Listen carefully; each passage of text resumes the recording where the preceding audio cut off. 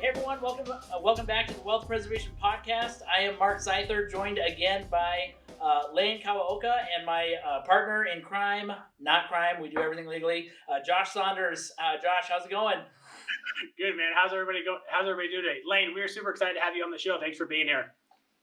Thanks for having me, guys. I feel like one thing the quarantine has done is it's really expanded our guests. I mean, as soon as we started having to do these virtual ones, we got someone up in Oregon, and then Lua Kapoor, and now Hawaii. I mean, I don't know where we're going next. Mark, Kuala Lumpur, Malaysia, just for the record. Okay, well, clearly I'm the uncultured one. I haven't seen Luka Kapoor in Malaysia. I don't know, but you've never been? It's beautiful this time of year. Yeah. Anyway, go ahead. We're very excited to have Lane on. We're going to talk all about Lane, what he does in the real estate market, his simple passive cash flow method, his podcast, and we're going to kind of really get super nerdy, I hope, into how basically Lane did what he did in the real estate market, and we're going to talk about loan to value ratios and all kinds of.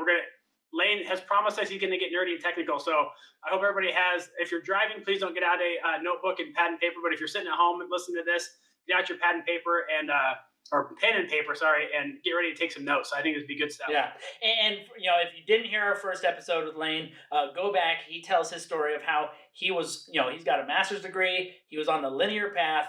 He was doing all the things that he was told to, and he had the light bulb turn on that it was like, hey, I could do much better.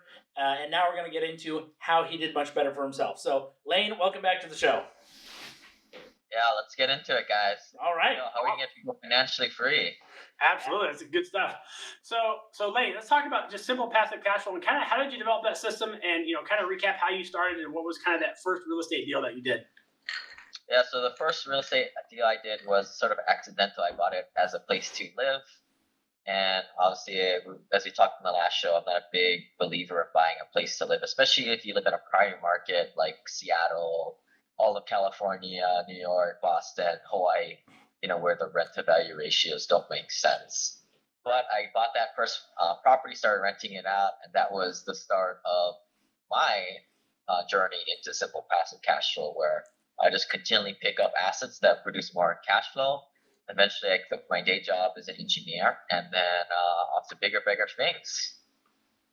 Awesome. And so hold on. You said something that I think I agree with, but I know can be controversial, and that was you don't think buying your primary residence is an investment. Yeah, man.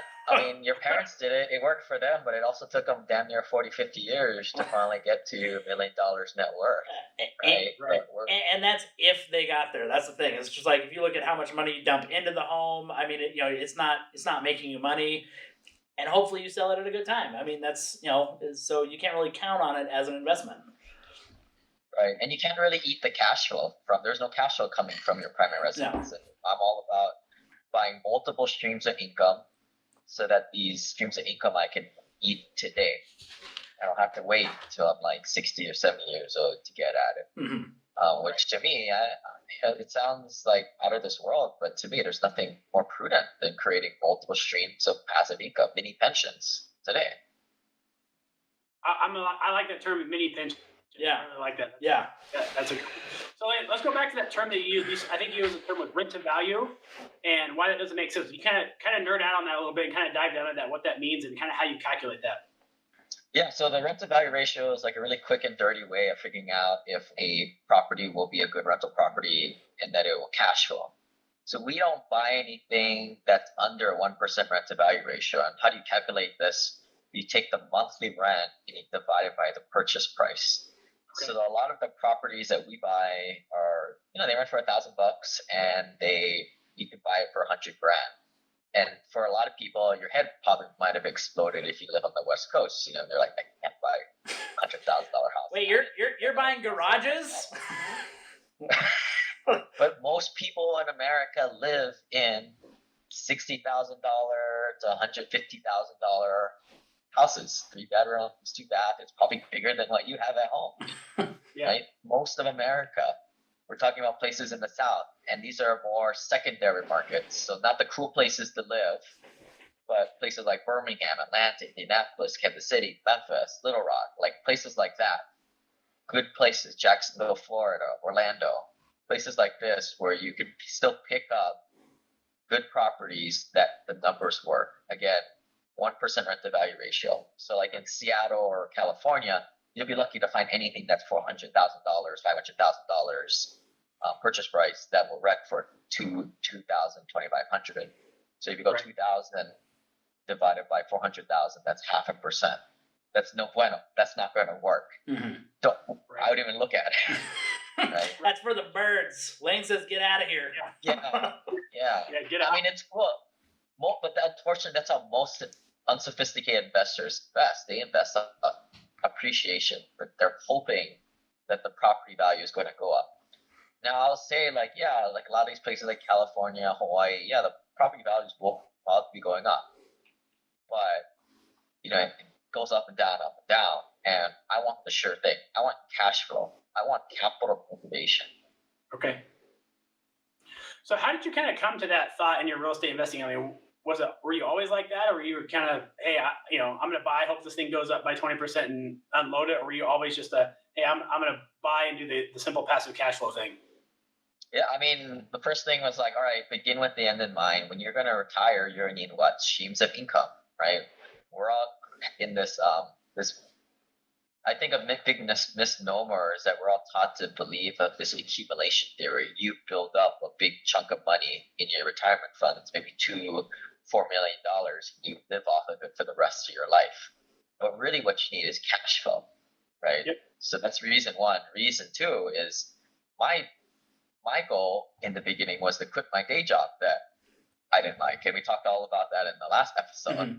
But like, how do I do that? But I need to create monthly paychecks for myself so I can get rid of the one I don't like, the job that I don't like. So this is why I started to pick up these rental properties one by one to replace that W-2 active salary. Gotcha. Yeah. Okay. Yeah. And I mean, because your website is very education heavy. So I mean, I kind of want to dive into that a little bit. Like, what are like the first foundation? Because we got the rent to income ratio, or rent to value ratio. What are some other like key educational foundational pieces that you think the unsophisticated investor needs to really grasp if they want to create what you have now? Yeah, so we talked about like not buying in primary markets, right, where the rent to value ratios don't make sense. We also don't go on the other side, which are very podunk towns, less than 50,000 population, and we kind of say decent size locations. Okay. Another big thing is we don't. Maybe this goes without saying, but we don't typically buy where we live. We're mostly remote investors. Obviously, the saying is live where you want. I live in Hawaii, but I invest where the numbers make sense. I invest in a lot in the South, in the Southeast, Texas, Alabama, out there. And then we're doing this via property managers, right? And in case you haven't noticed, I am very against doing house flipping, wholesaling. Kids do like to do these burrs.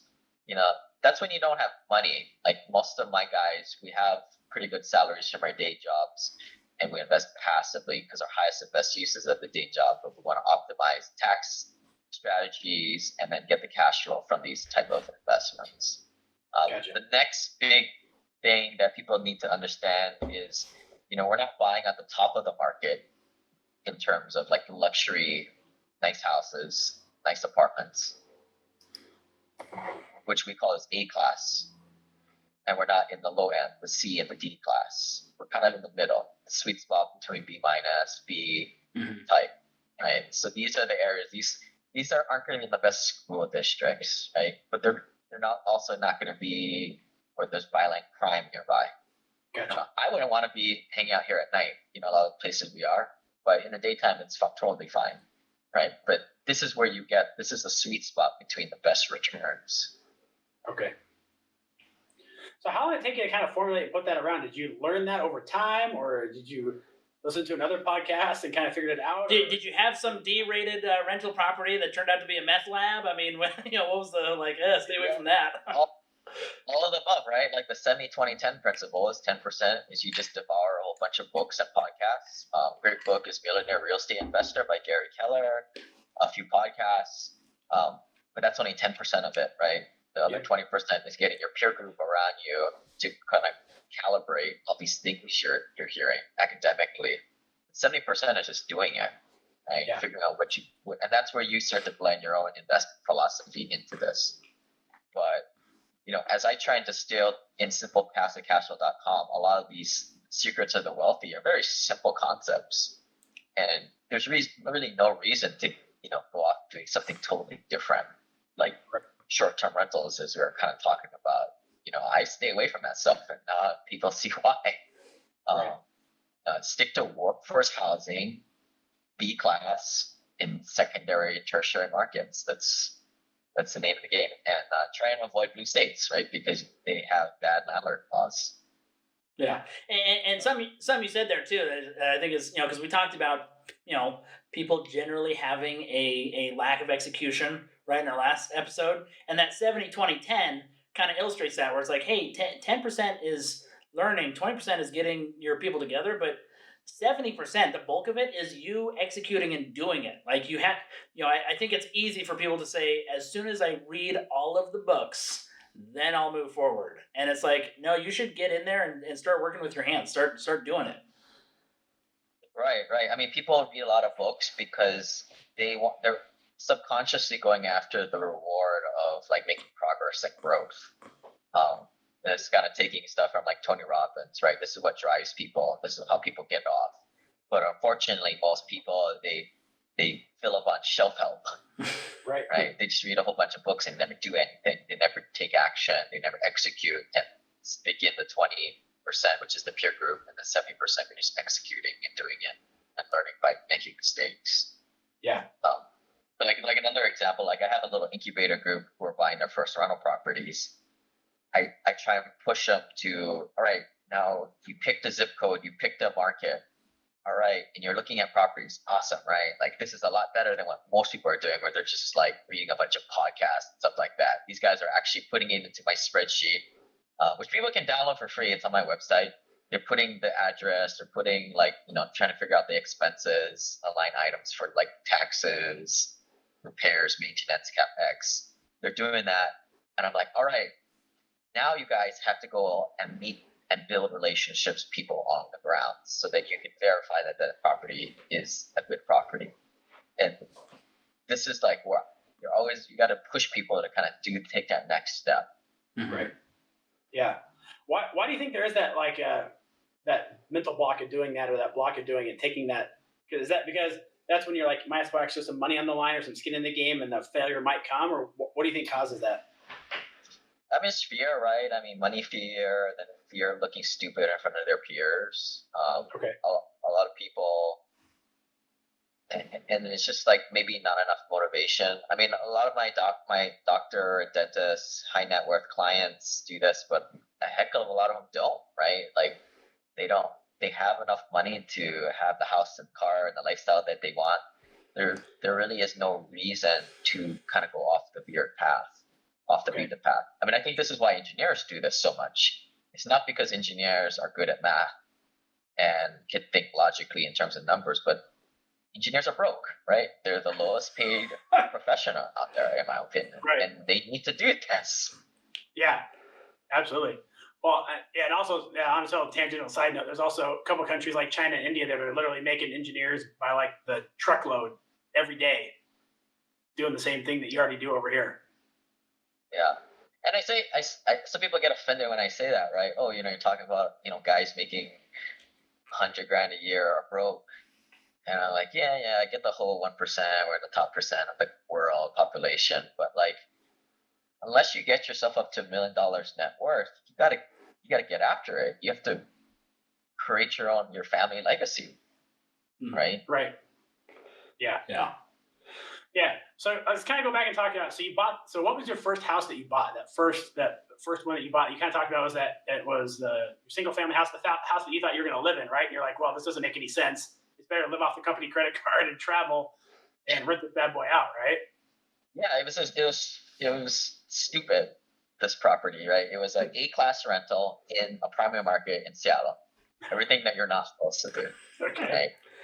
It technically didn't cash flow, right? Because there's another rule out there called the 50% rule, where you take your monthly rents and you divide it by half, because that's how much 50% of your rents is typically going to expenses and repairs and things like capex. So like, that roof you're not going to repair right away, but you got to put money into sort of a reserve account in the back of your head that you're going to decide, because those things won't break. Yep. Right.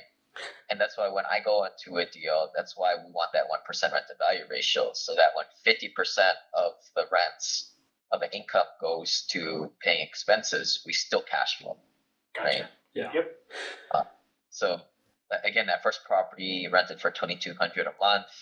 The mortgage was $1,600 a month. There was a bit of spread in there, but if I underwrote that deal the right way with the 50% rule, it would have been a loss. I would have been bleeding money at the end of it.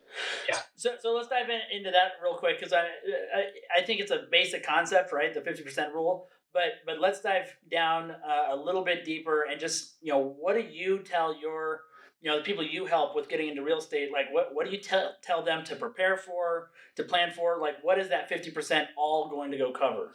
Because I hear that from some people where they're like, my landlord's making, he's making $2,000 off me a month. And I'm like, no, he's not. Like, you got to know that he's not making $2,000 off you. Yeah. I mean, that guy already, like, you can tell, is not thinking like an investor. They're thinking about doing it themselves, saving the 10% of the property management fee. It's like, dude, like, you need to go get 10, 100 rentals, and I'll tell you you're doing it the wrong way at that point.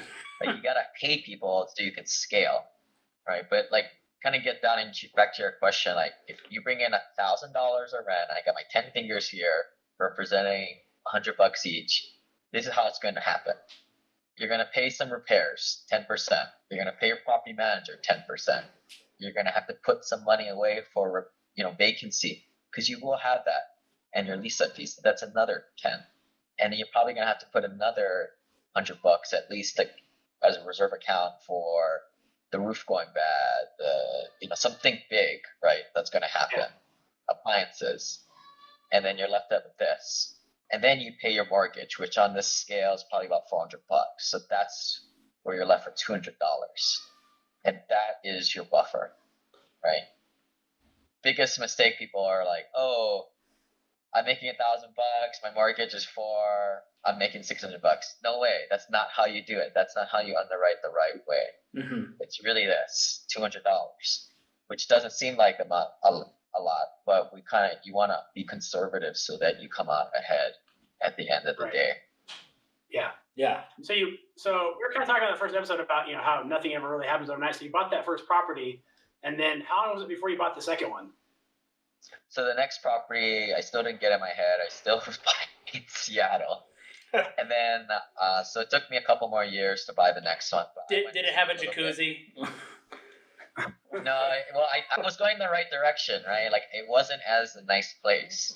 It was more of a B plus type of duplex.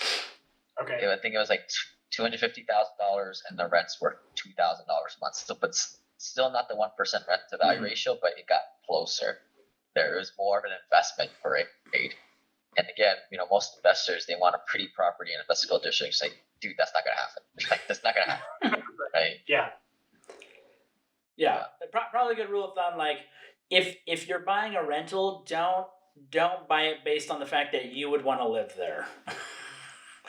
Yeah, and this is where a mentor comes in, or your peer group comes around you that does it in the past, right? I mean, I got guys who live in California and they want to come out to Birmingham, and I'm like, dude, first of all, you don't even know what you're looking at. What are you gonna do, right?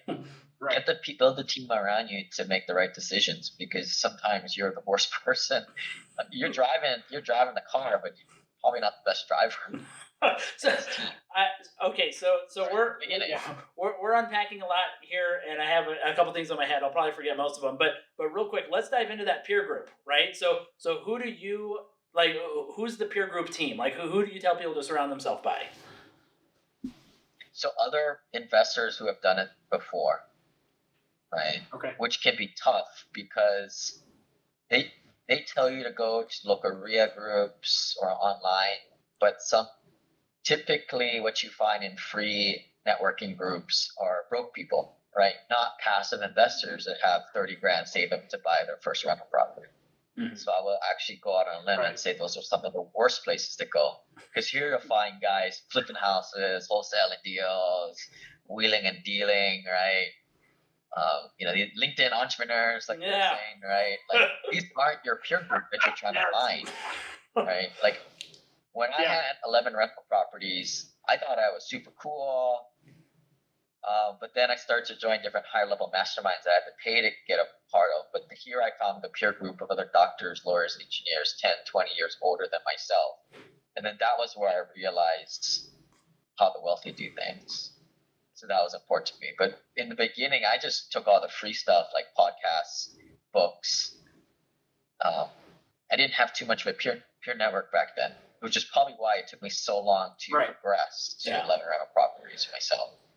Which, if any of our listeners are, well, hold on. If any of our listeners are looking for free information, Lane does have a podcast, so go check out his podcast. Just want to do a quick plug there because I did check out a couple of the clips you've done on YouTube, and I mean it is informational stuff and it's useful. So, so I guess you're the one good free resource, right?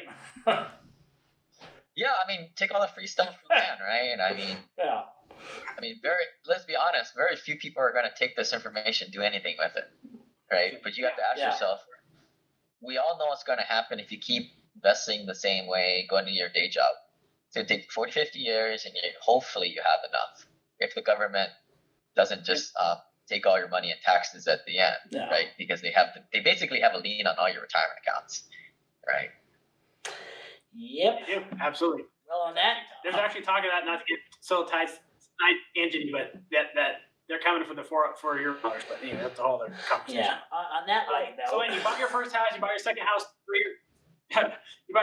3 years later, and then how did it take you to kind of get that snowball rolling until you owned those first 11 houses? Yeah. So after I bought those first 2 properties, I realized like what the heck was I was doing buying these properties in a primary market like Seattle, and then things under a 1% rent to value ratio. So I looked over to buying these turnkey rentals in out of state remote markets. So I bought one in Birmingham. It worked. So I sold all the Seattle stuff, and then I bought quickly got up to 11 rentals in the 3 markets in Birmingham, Atlanta, Pennsylvania, and Indianapolis. Okay. And because you scaled, after the first couple of properties, you scaled pretty quickly, and you mentioned something a couple minutes ago about you got to pay people to do stuff, right? You got to not be the DIYer. Everyone loves the DIYer, like, I clean all my own properties. What's kind of your spiel, or your do you have like a good analogy for people getting into the real estate market of, hey, here's why you don't want to be the do-it-yourselfer? Yeah, I mean, I can go back to like when I was in college. My poor landlord would come over in his Mercedes, and his poor wife would have to sit in the car while he unclogged our toilet. It's like, dude, like, what are you doing, man? Like, but I get it. Like, people do this because it's ego, right? They feel like they think they can do it better, right, and cheaper, than to send over a guy and do the job for $400, $500, right? They're cheap. So it's either ego or their deal didn't work in the first place, right? Their deal didn't cash flow. Mm-hmm. They didn't meet the 1% rent to value ratio, so they have to cut costs, put in sweat equity to make up for the gap, right? That's why we buy properties where the numbers make sense. Yeah, gotcha. No, perfect. Yep. No, and that's a hard thing for people to get to wrap their brain around, because you're always like, hey, I want to buy this property because I like it, right? But the property you like is probably not the property that's gonna cash flow, right? I mean, if you like it, if you would live there and that kind of stuff, right? Most investors, like, I would say, I mean, there's a statistic out there, and they take all the mom and pop landlords out there, and I'd say like the vast majority of like 90% of them only own one rental property.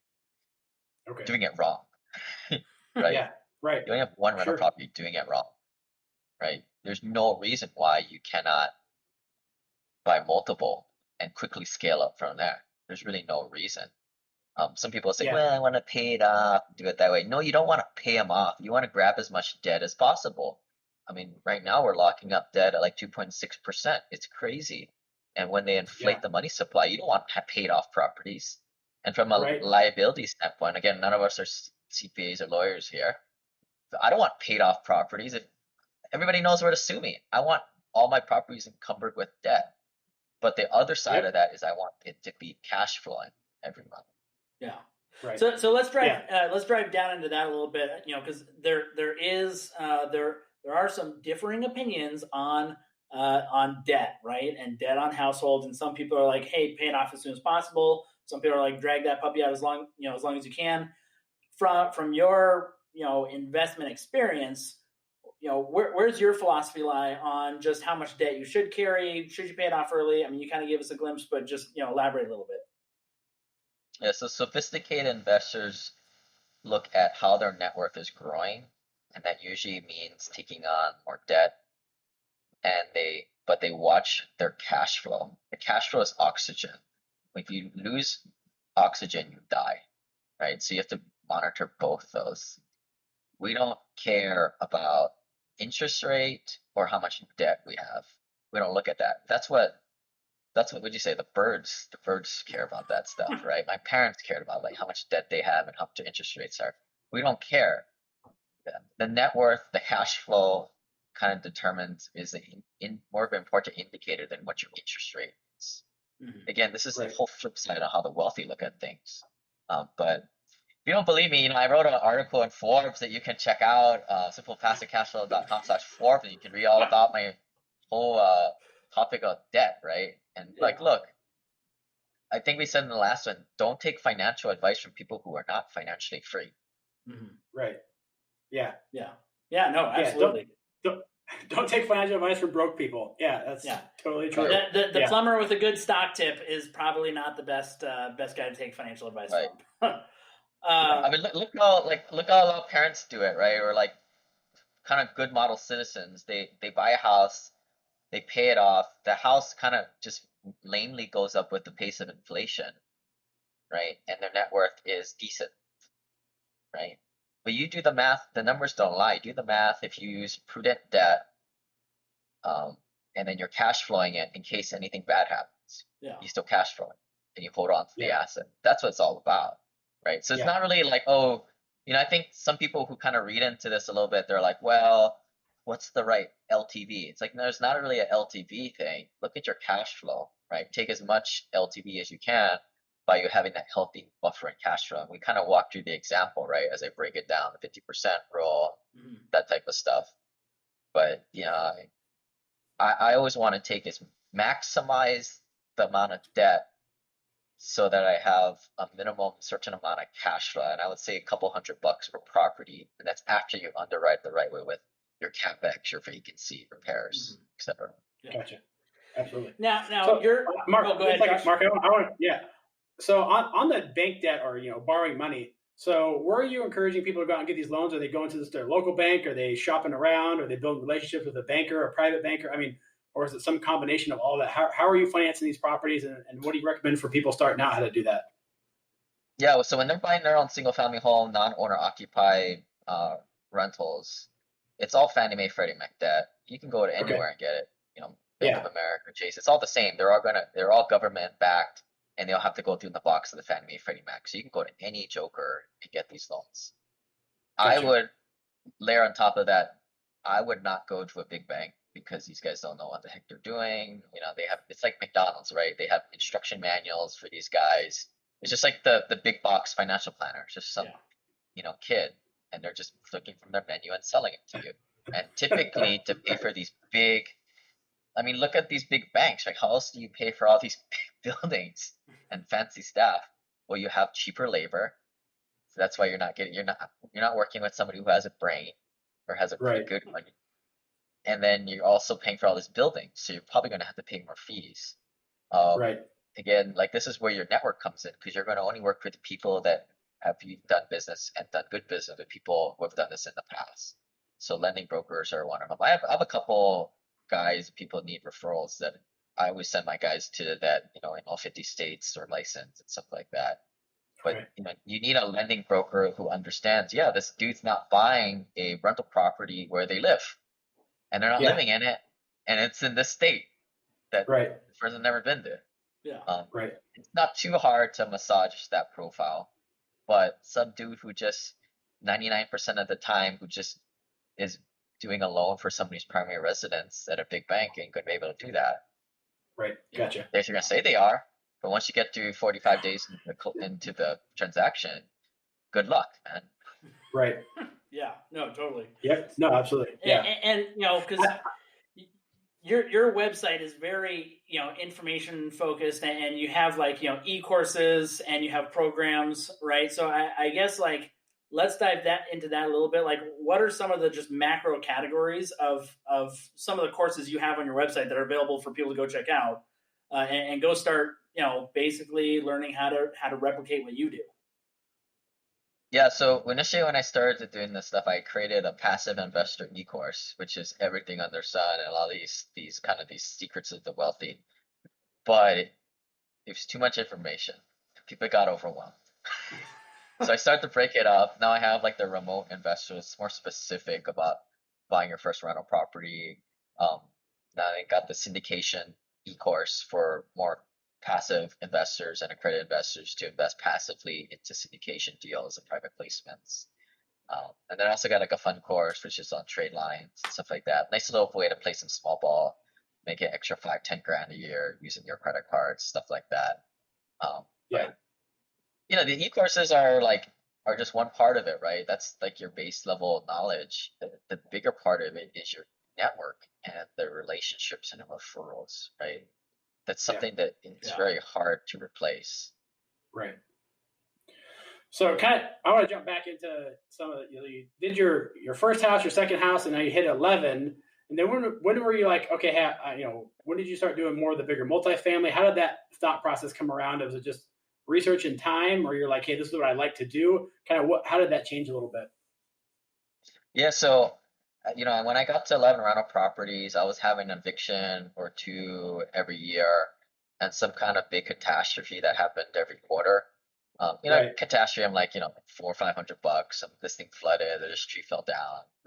Nothing that bad, right? For 11 rentals, because they have property management on all of the properties and they're Mm-hmm. running the day to day and they just ship in email, right? This is how you Yeah. scale, right?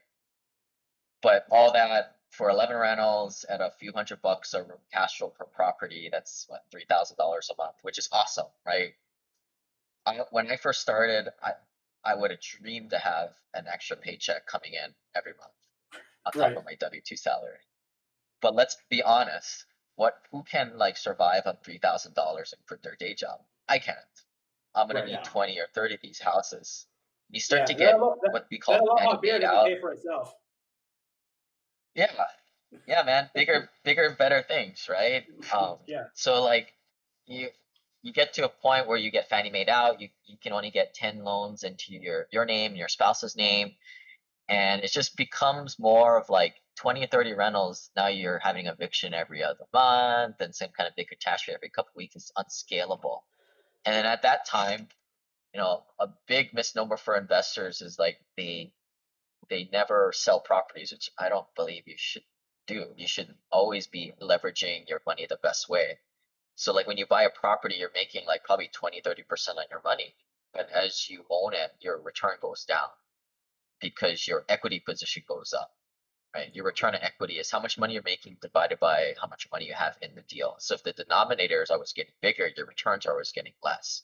Sure. So you Yep. always, as an investor, you always have to be pruning your portfolio, either by doing a cash out refinance, selling the asset, or doing a HELOC. Okay. Yep. When you have 30 properties, this becomes impossible to do. Right. Okay? So this is where I was like, all right, I saw the writing on the wall. I started to network with more higher level investors, and I had to pay to get into these rooms. And this is where I found the world of private placements and syndications. The world opened up at that point.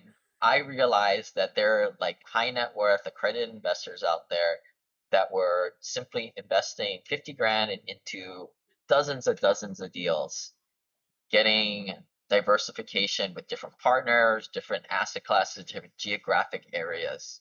And they were all doing it in these sort of closed, sort of safe groups where you build your network up so that you stick close to the pack so you don't invest with that random shyster out there.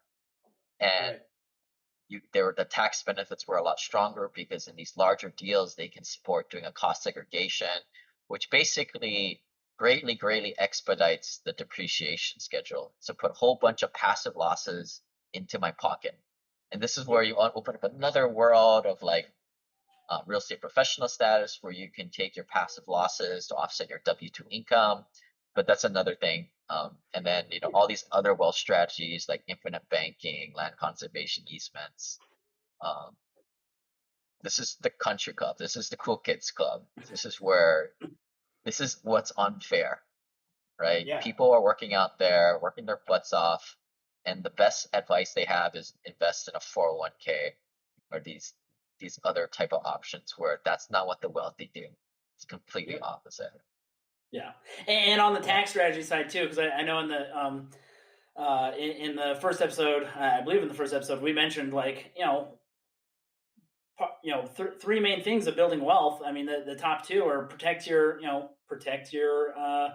net worth, and the second one is slow the tax bleed, right? And it's very hard to slow the tax bleed if you don't have some sort of tax leveraging capability and some tax favorable assets, right? And that's what real estate is. And if you're like, well, for every dollar I put in my 401k, I take some of my money off of my ordinary income, it's like, that's not really a tax strategy. That's, it's just not.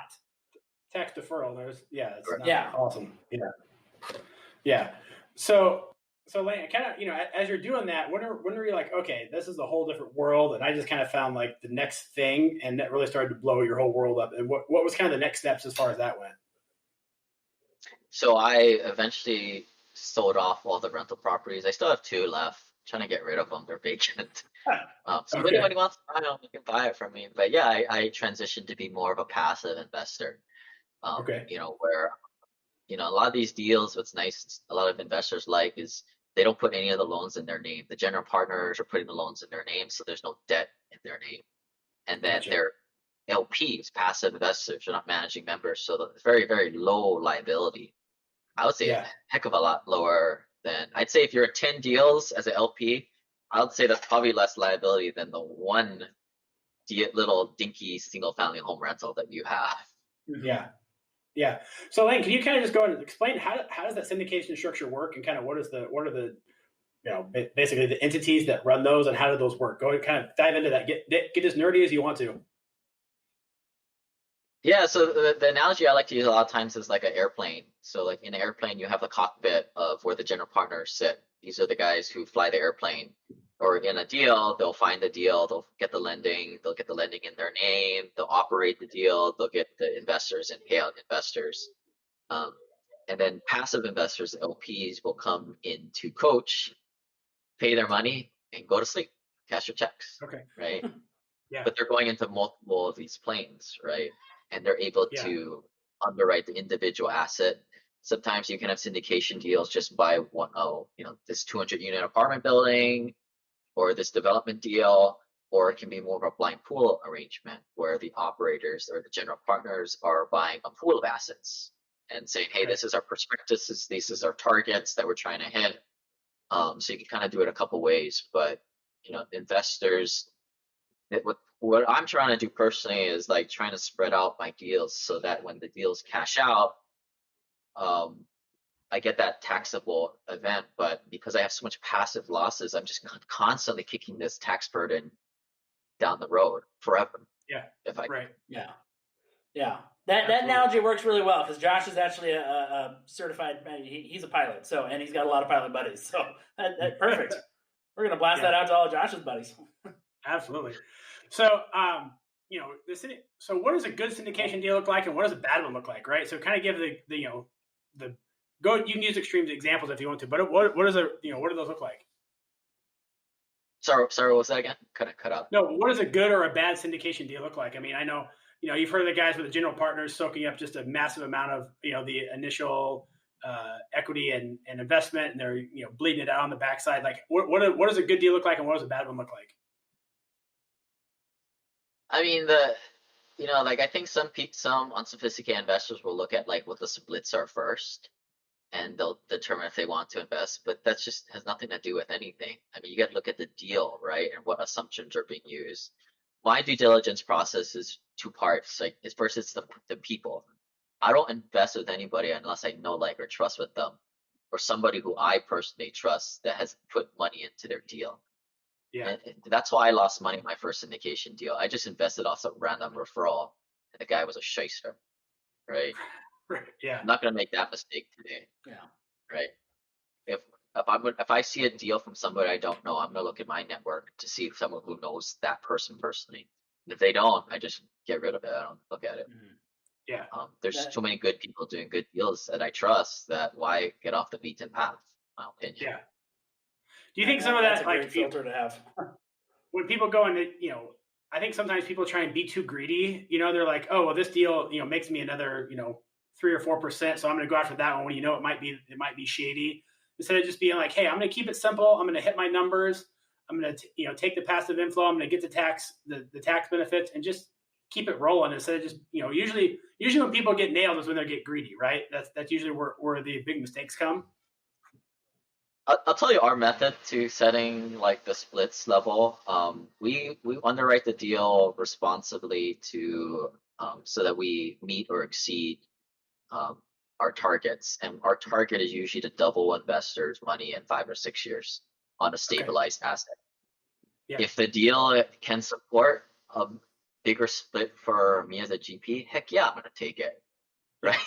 You call Sure. that being greedy, but I just call that, hey, the passive investor isn't doing anything.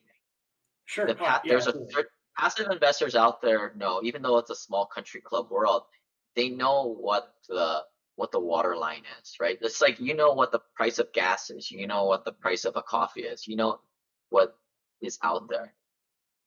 Right.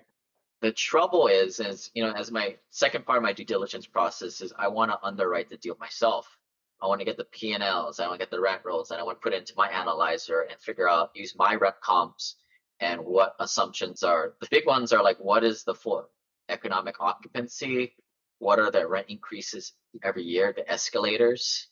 Yep. And then what is the reversion cap rate assumed at the exit? Those are the big things that I'm checking. And I'm going to run my number and see if I get the same number at the bottom of my spreadsheet as the operator. If I don't, Gotcha. I'm going to figure out what are the assumptions that we're off on. And Yep. a lot of times that I can figure out what the heck is that person is thinking, and maybe I don't even want to work with them if their reversion cap rate is like super low, for example. Mhm. Right? I want to be more conservative. But most LPs don't know how to do that. Yeah. So that's why I think a lot of the sage advice out there on the basic level is just invest with the right people. Yeah. So how did you go about building that network? I mean, right? I mean, there's lots of shysters and sharks out there. How did you go about building that good network of people that you trust? I'm sure it didn't happen overnight. Yeah, so I went on, made a podcast, right? And now I talk to a few people every single day who are accredited and do these deals. So I build up my little database and my little inner circle. And I'm like Batman, right? The goggles, sees all kinds of stuff, right? Yeah. I see everything. Yeah. And that's my secret. That's what I've monetized with different podcasts to my business, right? Mhm. People want that network. Most people have nobody in their immediate circle that has even owned a rental property, let alone a syndication deal, right? Yeah. And it's very valuable. If you want to go to a crowdfunding website where their fee, like crowdfunding websites to me are kind of like the online dating world of the 1990s. You only go to a crowdfunding website if you're an operator who can't raise your own money and you're desperate for money.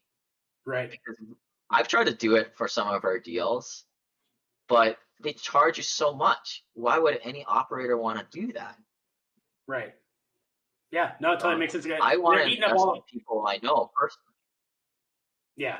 They're eating up all the profit. Like, it just makes it not a good deal right off the top line because they're charging so much. It makes sense. Yeah. Yeah. Yeah, and I think at some point, I think crowdfunding platforms, they'll get a little bit better, right? Just like how everybody meets on dating websites today. But at this point in time, I mean, they're on there because they can't raise their capital stack. Mm-hmm. Right. Yeah. Yeah. So I guess because I feel like we've covered a lot in this episode. We could probably keep going for a long time, but I kind of want to know like who are you educating or identifying, or who would you tell like you need to start looking at getting into the syndication country club, right? Who out there who might be questioning on the real estate front that you're like, it's time to make that switch. It's time to join the the big boys. Yeah, I'd say definitely if you're an accredited investor, so that's a net worth $1 million or more, or you make over $250,000 at your day job, right? You definitely would probably start thinking about um, syndications. I mean, let's face it, if you buy a rental property, you put in all this effort, time and effort, even if it is a turnkey rental, who cares, right? Whose life is going to change by an extra $4,000 a year, right? Yeah. Well, maybe for the younger guys, it is. For me, it did, right? Yeah. But for an accredited investor, that doesn't make sense. Right. But deals, they do take non-accredited investors too, right? You just have to build a relationship with the sponsor. And maybe it is time for somebody who has rental properties, has experience. They are seen as a sophisticated investor in terms of the SEC to get involved in syndication deals. I know for Sure. me, like I didn't really start to get more involved into syndication deals until my net worth was more than $500,000. That was at the point where it was good to kind of see the next level of beyond there, even though I still doing single family homes. But yeah, so that's kind of the split, right? It's a combination. I have an article on my website with a little chart with when do you make the jump, right? It's kind of like when do you go to the MBA, from high school, right? So when do you go to syndications? Well, it partly has to do with like how much network you have, and then how much are you able to save every year. Like if you're able to save more than 30 grand every year, you probably should think about more to syndications, right? And kind of like the net worth too, like we mentioned. Yeah. But if you're below that, like I mean, syndications to me are better. But if you're below that, dude, you got to get some single family homes. You got to do it. You got to learn the business a little bit. You got to get your net worth up. Right. Absolutely. Plus, I mean, like you mentioned that you like to do some of the underwriting yourself, right, to see if it makes sense, and I think that kind of goes along with the the age-old investment advice of invest in things you understand, right? If you're just throwing money into things that you don't understand, you're not going to know when there's red flags. So part of that learning step of just buying the single family homes, even though it's not as sexy as the syndication, is you're learning how to then filter through and understand what you want to do in the syndication world anyway. So right. But unfortunately, in the syndication world, you get these shiny pitch decks. There ain't nothing in there that tells you it's a good deal. There's nothing. Right. Yeah. There's so much of not marketing nonsense that these guys will just pay a VA $25 from the Philippines or wherever to make this shiny PDF. Yep. Right.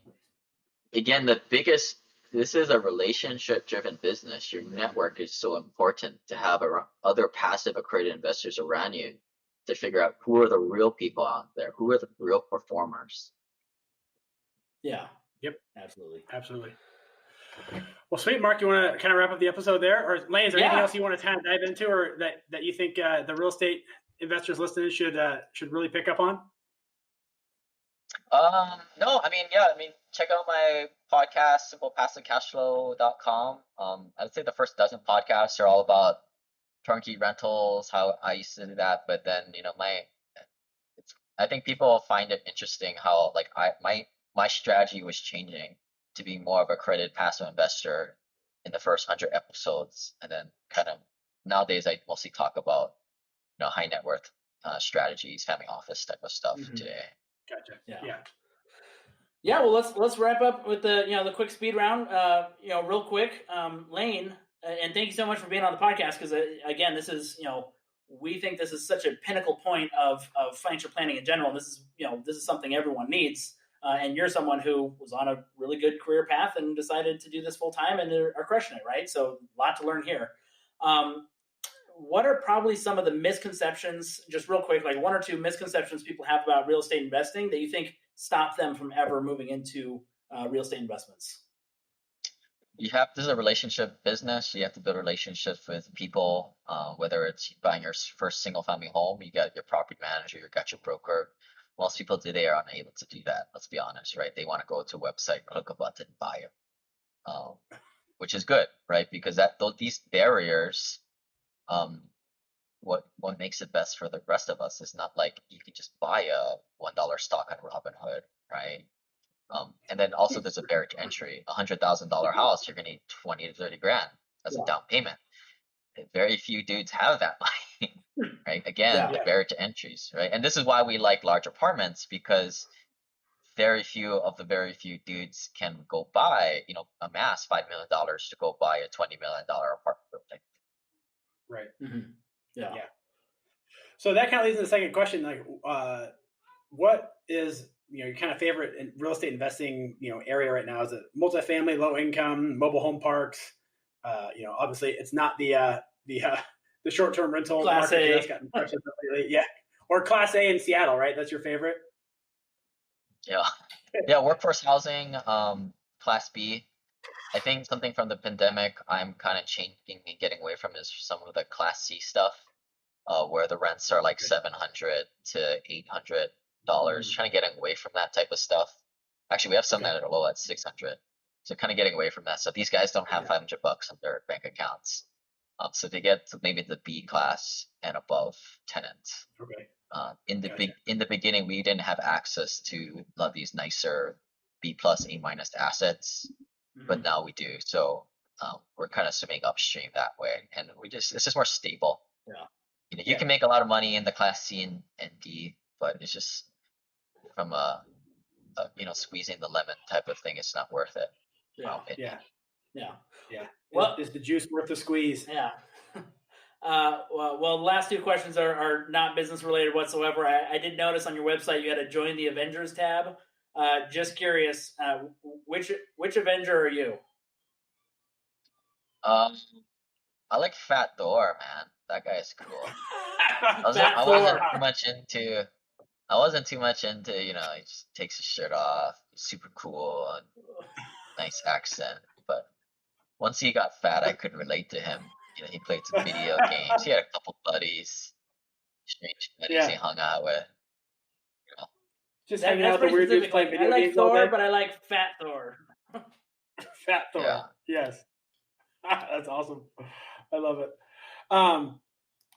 So that kind of $1 billion goal of yours, net worth. Like, when you hit that, what's after that? Is it just going to be mic drop and Lane's out, or what? Are you going to go on the speaking tour like Tony Robbins, or? I don't know, man.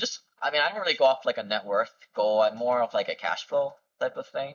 I think that was the goal for the real estate that you own, not your personal net worth, but the simple cash flow. You had on there that was for employees. We just tell them a bunch of stuff to make them feel like a part of a mission. But like for me personally, it's just a net worth. It was just a cash flow number, right? I mean, it's cash flow at the end of the day, right? How much, if you were to not do anything, how much money comes in every month without you doing anything? And then that buys a certain lifestyle. Like to me, I live a pretty simple life. 10, 20 grand is more money than I could ever dream of using.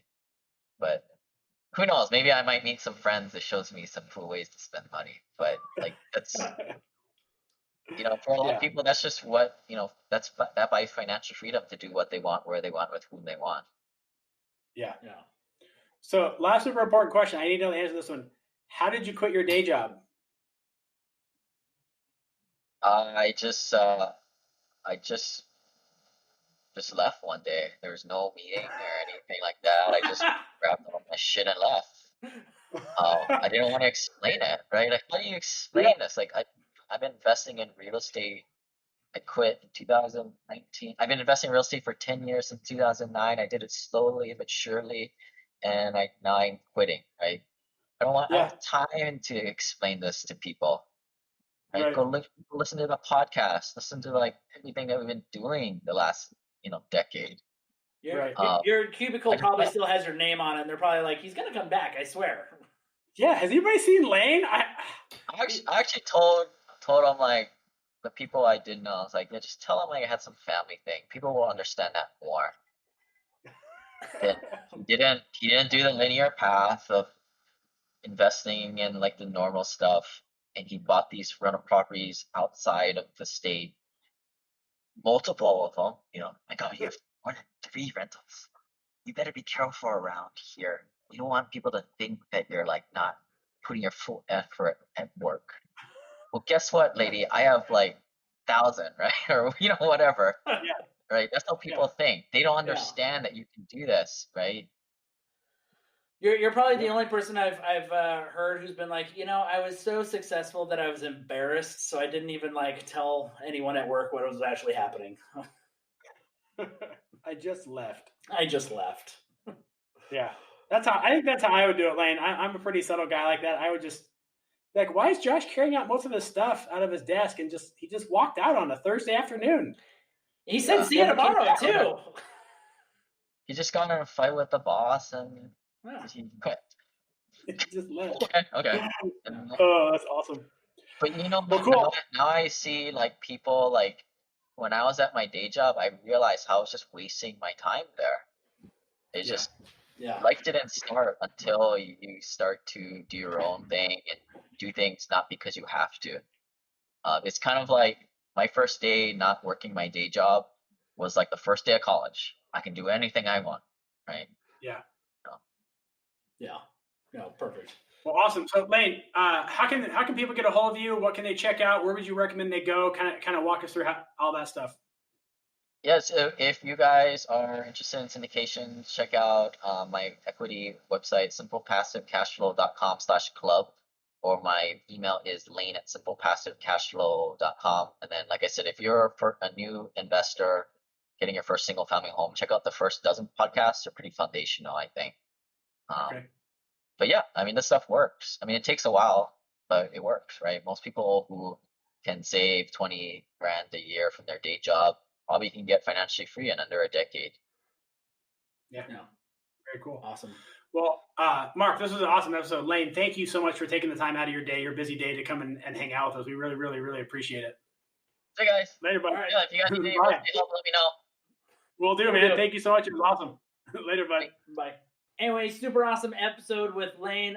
Real quick, we just want to make this disclosure one more time, as we always do in all of our podcasts. Nothing that we say can and should be taken as tax, legal, and financial advice. If you heard something on the syndication front or real estate front, investing front, debt front, or anything, please consult a tax, legal, or financial professional.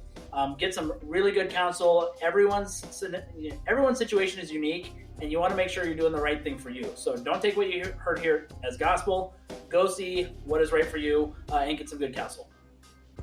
Go get some good advice, people. Thank you so much for tuning in. We really appreciate it. Have a good day. Bye.